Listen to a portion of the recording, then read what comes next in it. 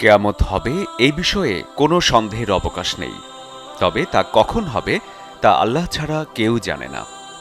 এমনকি মহানবী হজরত মুহাম্মদ সাল্লাল্লাহু আলাইহি ওয়াসাল্লামও জানতেন না কিয়ামতের সময়। তবে তিনি কিছু আলামতের কথা বলেছেন।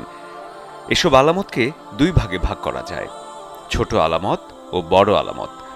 বড় আলামত 10টি আর ছোট আলামতের নির্দিষ্ট কোনো সংখ্যা নেই। ছোট আলামতের বেশ কিছু ইতিমধ্যেই প্রকাশ পেয়েছে, তা নিয়েই আজকের আয়োজন।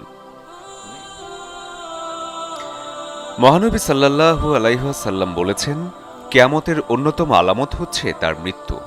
অর্থাৎ মহানবী সাল্লাল্লাহু আলাইহি ওয়াসাল্লামের মৃত্যু থেকেই কিয়ামতের আলামত শুরু হয়ে গেছে।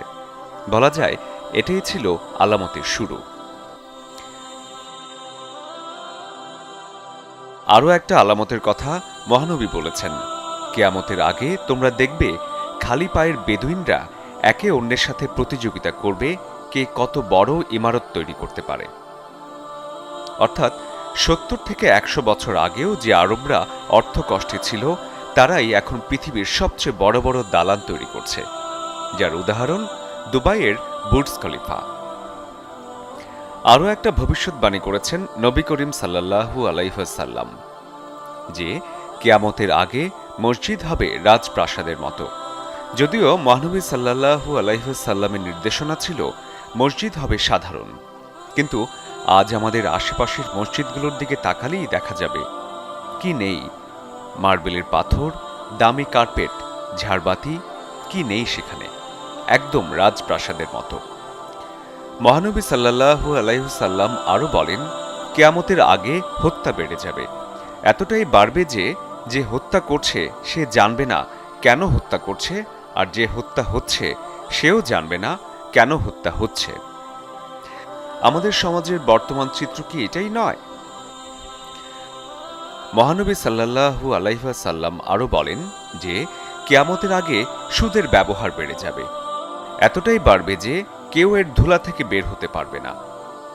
আমাদের বর্তমান অর্থনৈতিক ব্যবস্থা এখন পুরো নিয়ন্ত্রণ করছে ব্যাংক, আর ব্যাংক চলে সুদের টাকা দিয়েই।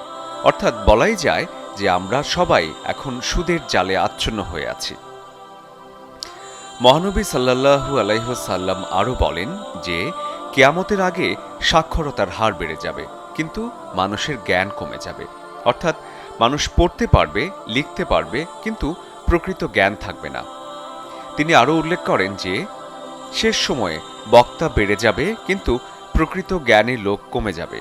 অর্থাৎ এমন অনেক বক্তা থাকবে যাদের আসলে কোনো জ্ঞানই থাকবে না। এমন ছোট বড় আরও অনেক আলামত আছে যা মহানবী সাল্লাল্লাহু আলাইহি ওয়াসাল্লাম 1400 বছর আগেই বলে গেছেন, এবং তা আমরা এখন দেখছি। এই আলামতগুলো দেখলেই বোঝা যাবে যে আমরা কিয়ামতের কত নিকটে চলে এসেছি। যে কোনো দিন আগমন ঘটতে পারে ইমাম মাহদির।